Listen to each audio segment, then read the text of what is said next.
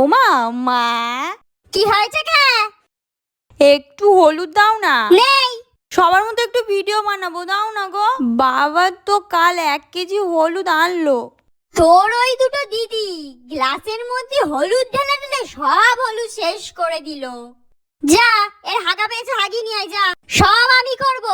যা আয়, যা হাগি নিয়ে আয়। एहे रहा नहीं जाता, तड़प ही ऐसी है ना, समझ रहे हो? पैसा ही पैसा होगा।